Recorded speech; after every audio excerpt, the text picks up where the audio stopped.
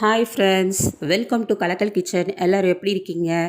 இந்த வாரம் ஃபுல்லாக நம்ம ராகி மாவு வச்சு தான் என்னென்ன ஹெல்த்தியான ரெசிபிலாம் பண்ணுறோன்றத பார்த்துட்டே இருக்கோம் ஒன்று ஒன்றா.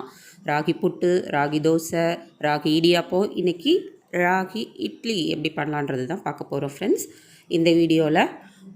வாங்க ராகி இட்லி எப்படி ஈஸியாக பண்ணலான்றதை இந்த வீடியோவில் பார்க்கலாம்.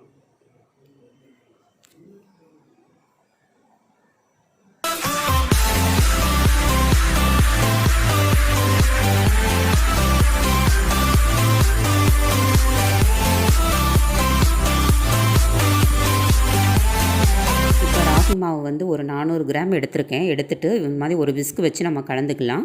கொஞ்சமாக சால்ட்டு சேர்த்துக்கலாம். சேர்த்துட்டு நல்லா விஸ்க் வச்சு கலந்து விட்டுட்டே இருங்க, கட்டி விழாமல். நம்ம இந்த மாதிரி கட்டி விழாமல் கலந்துகிட்டே இருக்கும்போது இதில் வந்து நீங்கள் கொஞ்சம் நேரம் உடனே பண்ணுறதா இருந்ததுன்னா கேர்டு சேர்த்துக்கலாம். தயிர் வந்து உங்களுக்கு மாவு புளிச்சு கொடுக்குறதுக்கு ஈஸியாக இருக்கும், அதுக்காக தயிர் சேர்ப்பாங்க. நான் வந்து தோசை மாவு மட்டும் 2 கரண்டி சேர்த்துருக்கேன். சேர்த்துட்டு இந்த மாதிரி இட்லி தட்டில் க்ரீஸ் பண்ணிக்கோங்க. எண்ணெய் தடவிட்டு ஊற்றிக்கலாம். ஊற்றிட்டு இப்போ இதை நான் ஸ்டீம் பண்ணிவிட்டு எடுத்துக்க போகிறேன். ஒரு 10லேருந்து 15 நிமிஷம் இட்லி தட்டில் வச்சு நான் வேக வச்சு எடுத்துக்க போகிறேன் ஃப்ரெண்ட்ஸ். நீங்கள் எதுலனாலும் வச்சு வேக வச்சுக்கோங்க. இந்த பாருங்கள், சூப்பராக நமக்கு வேக வச்சு எடுத்துட்டோம். ரொம்ப சூப்பராக நமக்கு இட்லி கிடச்சிருக்கு. கலர் பார்த்திங்களா?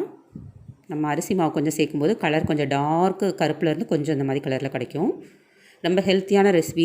ஆவியில் வேக வச்சு சாப்பிட்றதுனால உடம்புக்கு ரொம்ப ரொம்ப நல்லது ஃப்ரெண்ட்ஸ்.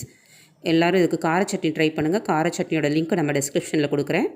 ராகி ரெசிபியோட லிங்க்கும் டிஸ்கிரிப்ஷனில் கொடுக்குறேன். நம்ம சேனலில் ஃபஸ்ட் பார்க்குறீங்கன்னா மறக்காமல் சப்ஸ்கிரைப் பண்ணிக்கோங்க. லைக் பண்ணுங்கள், ஷேர் பண்ணுங்கள், சப்ஸ்கிரைப் பண்ணுங்கள். பக்கத்தில் இருக்க பெல் ஐக்கானை கிளிக் பண்ணிக்கோங்க. அப்போ தான் நாங்கள் போடுற வீடியோஸ்லாம் உங்களுக்கு நோட்டிஃபிகேஷன் வரும். தேங்க்யூ ஃபார் வாட்சிங்.